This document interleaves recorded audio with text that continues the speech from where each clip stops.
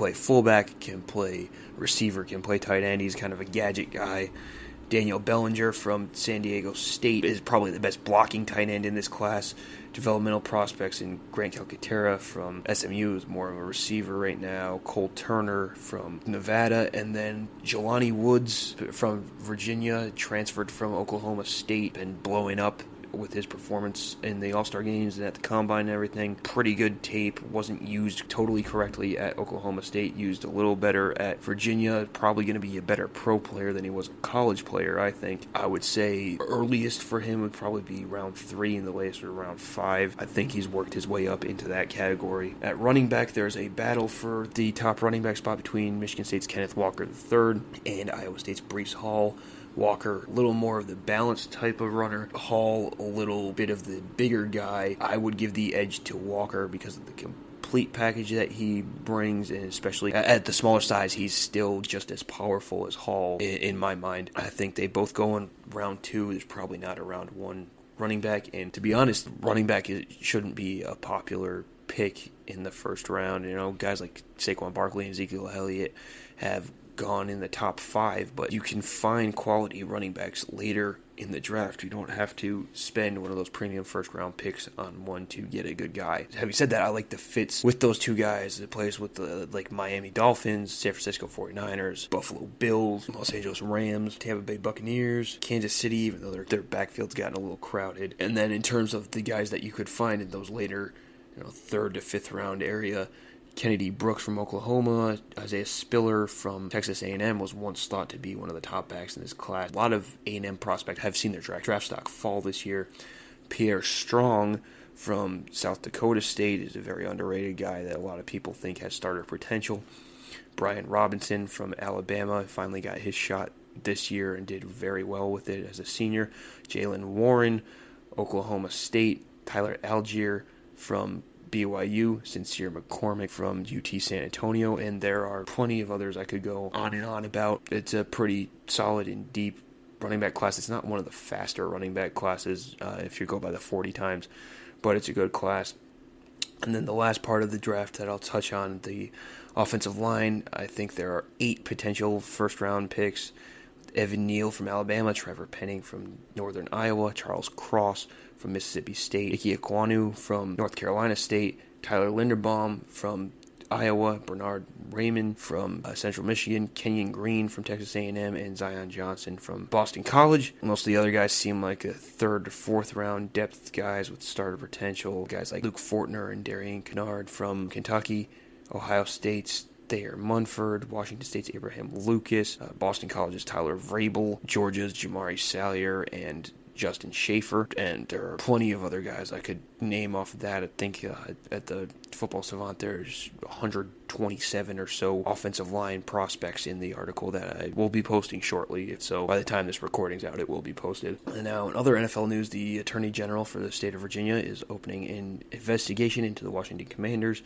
It's an investigation that stems from both the previous investigations and reports of mistreatment of workers and a bad culture and the financial allegations that we discussed last week. 49ers wide receiver Deebo Samuel has requested a trade from the team. He's a receiver by trade, but was used as a receiver and a running back this past season, although that usage is just rumored to be a very small part of the equation of him wanting to be traded. Samuel was a second-round pick in the 2019 draft and quickly became a versatile weapon for the San Francisco 49ers. He had 802 receiving yards as a rookie, and just this past year in his 3rd season, he went over the 1,000-yard mark with 1,405 yards.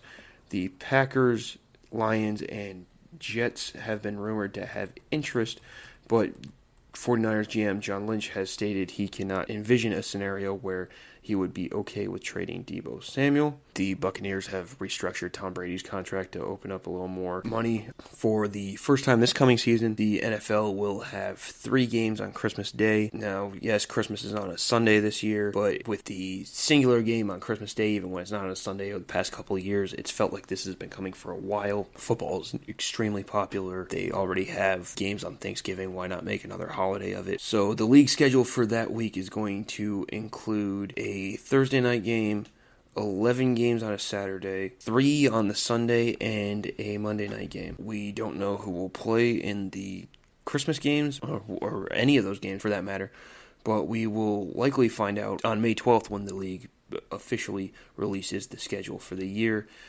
To my knowledge, they don't plan on releasing any special occasion schedules or anything ahead of time. To the NBA, the playoffs are continuing round one. A couple star players are expected to miss some extended time.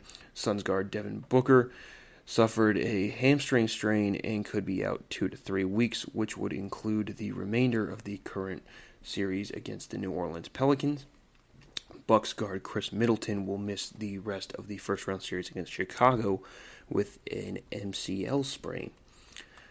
The Brooklyn Nets became the first and only team of the playoffs to be swept in the first round, losing in 4 games to the Boston Celtics. Ben Simmons, their addition from Philadelphia at the trade deadline, never joined the team on the court, and Kevin Durant was either the only offense in the game or completely shut down like Boston's defense did to him in Game 3. And to me, obviously, we knew Brooklyn couldn't play defense very well. We expected some big games from Boston's guys. And what changes the thing for me is Boston has more of a team-friendly, complementary approach, whereas Brooklyn is more, okay, here's my stars, they're going to take over. Boston has the balance to just allow everybody to play their game and take the shots as they come, and they could have a different high scorer every night if they wanted. But for the most part in the series, it was Jason Tatum.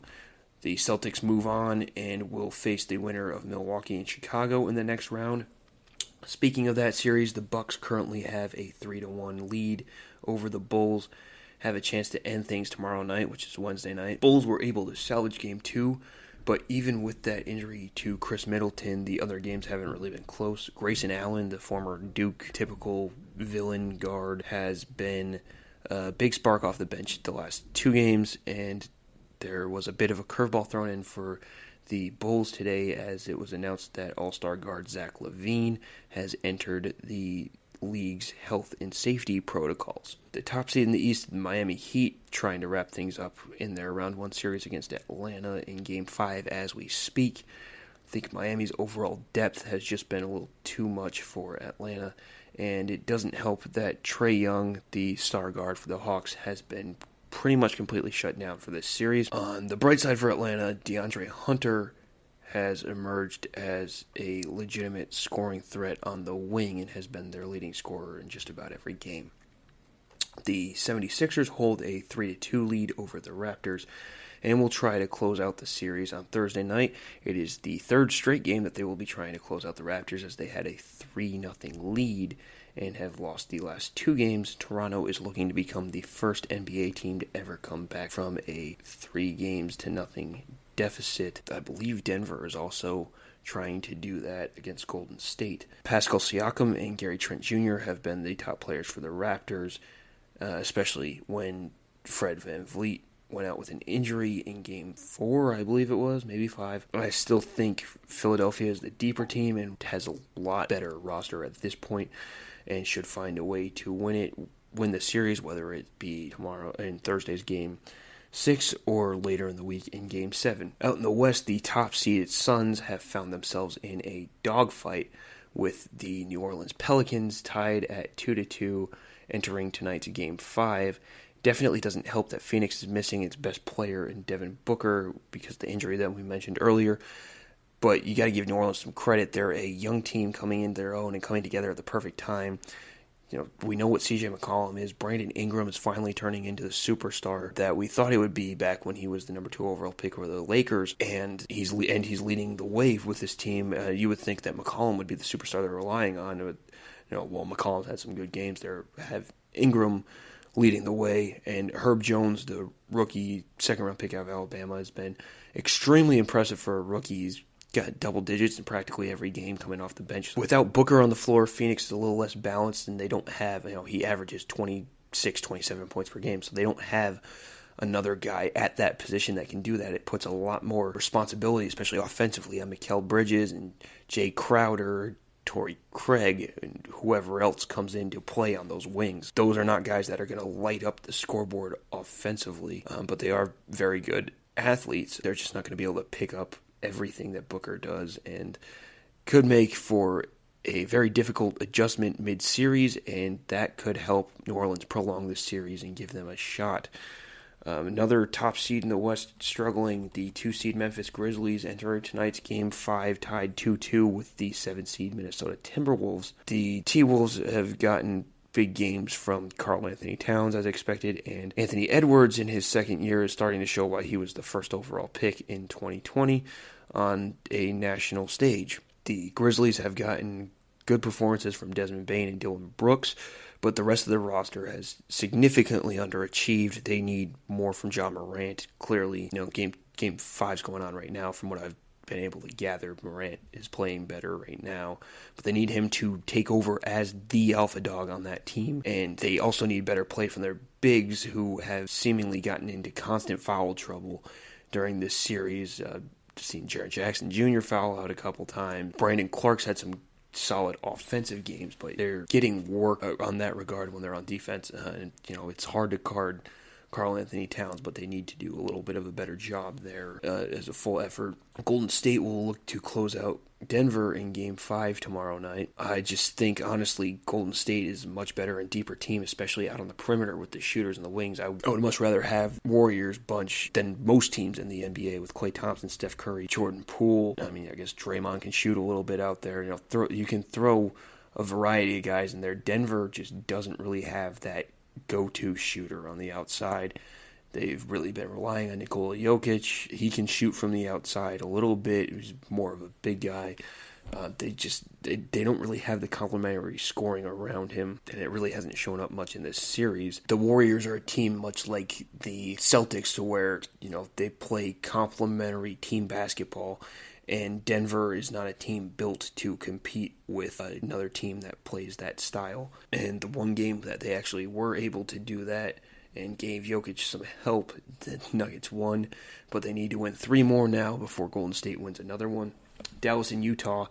The series has been basically like we expected. I said last week or the week before, whenever we did the preview on the playoff series, that this could possibly go 7 games. They split the 4 regular season meetings 2-2. They split the first 4 games of this series 2-2, even though Luka Doncic only played in one of those games.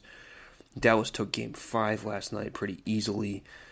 Utah's 3-point shooting was just awful. They had no scoring. They only managed 77 points throughout the entire game. Well, Doncic was gone. Jalen Brunson and Spencer Dinwiddie stepped up to run the show, and now that he's returned, that just gives them 3 good scorers right there. They've gotten good minutes from Reggie Bullock, from Dorian Finney-Smith, from Maxi Kleber, and Doncic is just going to make that more difficult and more dangerous of a team. Utah has largely this series offensively been Donovan Mitchell and Bojan Bogdanovic. Occasionally Rudy Gobert steps up in there a little bit. Mike Conley's had a game or 2 where he's been really good on offense, but they need that to be more consistent. The series will continue in Utah on Thursday night, where the Jazz are 29-12 and are looking to force a Game 7 back in Dallas on Saturday. The Charlotte Hornets have fired head coach James Borrego after 4 seasons. He was hired from the San Antonio Spurs in 2018 after serving as one of Greg Popovich's top assistants. Led Charlotte to a couple of play-in appearances, but never won games to get into the playoffs. Reports have come out recently that the franchise was a little concerned about player discipline under his watch, which, with a team as young as the Hornets are, is increasingly important. The team, in my opinion, also is underachieved, especially this year with the talent they had. Miles Bridges had a breakout year. They got LaMelo Ball. They got pieces around those guys that, to me, their roster was good enough to finish better than 10th in the East and better than getting smoked in the play-in game. And upon reflecting the news when I first heard, this was absolutely the right move, and I think they need to bring in somebody who can get buy-in from all those younger players, because if they develop that core correctly, it could be a very dangerous team. College basketball, in a shocking decision, Villanova head coach Jay Wright announced his retirement. Wright had been with the team since 2001. Over the course of his career, he won 642 games. Obviously, that's not just at Villanova, that's at other schools as well. And he won 2 NCAA titles at Villanova and was largely considered one of the coaches in the country who would help take the torch from the likes of Coach K and Roy Williams, who had retired recently, as elite head coaches. Interestingly to me,